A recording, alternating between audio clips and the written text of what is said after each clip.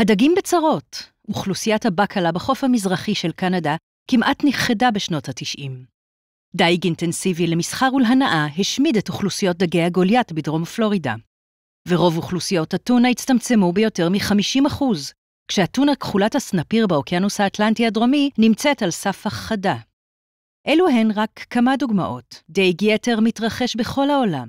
איך זה קרה? כשחלק מהאנשים חושבים על דייג, הם מדמיינים שייט רגוע בסירה ודייג שדג בסבלנות את השלל היומי. אבל דייג מסחרי מודרני שתורם למילוי המדפים בסופרים נראה יותר כמו מלחמה.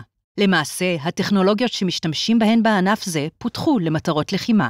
רדאר, סונאר, הליקופטרים ומטוסי תצפית הם אמצעים המנחים ספינות דייג לעבר להקות דגים דלילות. חוטים ארוכים עם מאות קרסים או רשתות ענק אוספים כמויות אדירות של דגים יחד עם מינים אחרים כמו עופות ימיים, צבים ודולפינים.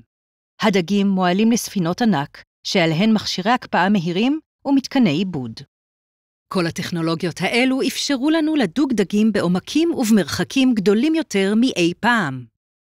ויחד עם התרחבות הטווח של המרחק והעומק של הדייג, התרחב גם מגוון הדגים שאנו מנסים לדוג. לדוגמה, דג השן הפטגוני לא נשמע או נראה טעים, ודייגים התעלמו ממנו עד סוף שנות ה-70.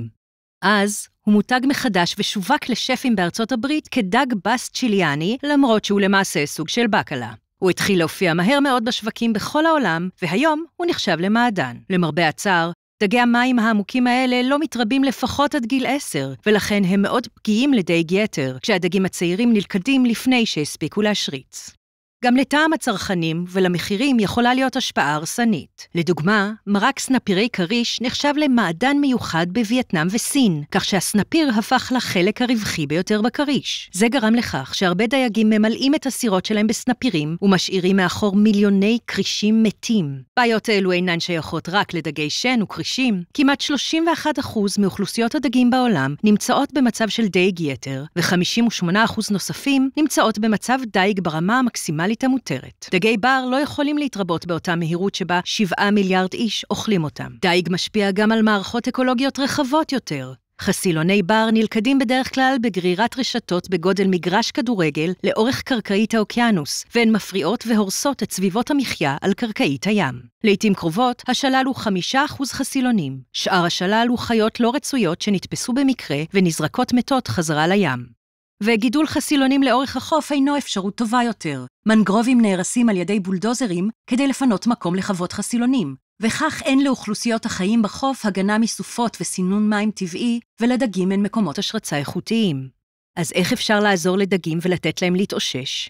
יש דרכים רבות להגן עליהם. במים טריטוריאליים ממשלות יכולות לקבוע מכסות בנוגע לאיך, מתי, איפה וכמה דייג מתרחש, עם הגבלות על סוג הסירות והציוד. שיטות מזיקות, כמו דייג מכמורת, יכולות להיאסר לגמרי, ואפשר להקים שמורות ימיות הסגורות לדייג לחלוטין, כדי לעזור למערכות האקולוגיות לשקם את עצמן. יש גם תפקיד למודעות צרכנית ולחרם, כדי להפחית שיטות בזבזניות, כמו הסרת סנפירים מקרישים, ולעודד את תעשיות הדייג לעבור לשיטות עבודה בנות קיימה. מאמצים קודמים הצליחו לעזור לאוכלוסיות דגים חלשות להשתקם. יש הרבה פתרונות. הגישה הטובה ביותר לכל אזור דייג חייבת להישקל בהתבסס על מדע, כבוד לקהילות המקומיות שמסתמכות על האוקיינוס ולדגים כחיות בר. ואז חייבים לאכוף את החוקים. לעתים קרובות נדרש גם שיתוף פעולה בינלאומי, כי לדגים לא אכפת מגבולות. אנחנו צריכים לשים קץ לדייג יתר, המשפיע על תחומים רבים כגון מערכות אקולוגיות, ביטחון תזונתי, מקומות עבודה, כלכלה וקהילות באזור החוף.